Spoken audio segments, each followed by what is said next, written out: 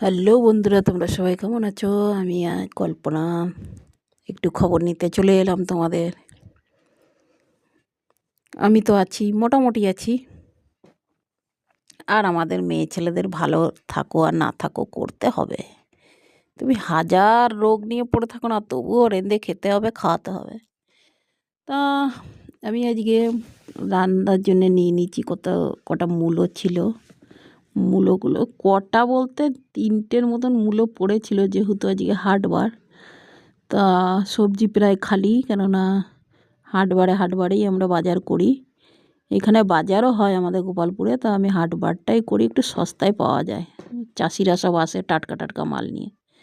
তা মূলো ভাজবো আজকে। মূলোটাকে ভালো করে ধুয়ে কুচিয়ে নিয়েছি, তেলের উপর দিয়ে দিয়েছিলাম আমি গরম করে। তোমার গোটা একটা রসুন ছোটো ছোটো কুচি কুচি করে নিয়ে তেলের উপর দিয়ে ভালো করে লাল লাল করে ভেজে নিলাম।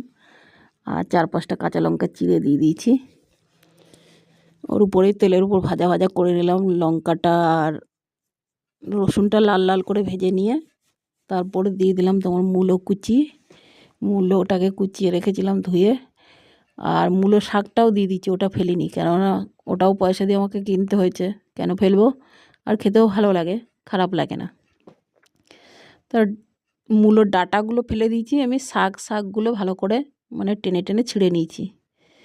ছিঁড়ে নিয়ে ভালো করে কুচিয়ে নিয়েছি শাকটাও, আর মূলোটাও কুচিয়ে নিয়ে লাল লাল করে ঢাকা দিয়ে দিয়ে ভেজে নেবো আমি। বেশ ভালোই লাগে মূলো ভাজাটা এরকম করে ভাজলে। পুরো জল শুকিয়ে দেবো আমি। আস্তে গ্যাসটাকে স্লো করে দিয়ে দিয়ে ভাজবো নেড়ে চেড়ে, ঢাকা দিয়ে দিয়ে। তাহলে আমার গলেও যাবে সব, মূলো শাকও গলে যাবে, মূলোও গলে যাবে। এমনি থেকেই মূলো থেকে অনেক জল ছাড়ে। তা আমি গ্যাসটাকে লোতে রেখে 2-3 বার এরকম ঢাকা দিয়ে দিয়ে ভেজে নিয়েছি। দেখো ভেজে এইটুকু হয়েছে। 3-4টে মূলো ছিল আর শাকগুলোও দিয়েছি, তা ভেজে এইটুকু হয়ে যাবে। বেশ লাল লাল করে পুরো জলটাকে একবারে টেনে যাবে, লাল লাল হয়ে যাবে। সেই ভাজাটাই খেতে ভালো লাগে। তেলটাও আমি পরিমাণ মতন দিয়েছি, ব্যাস।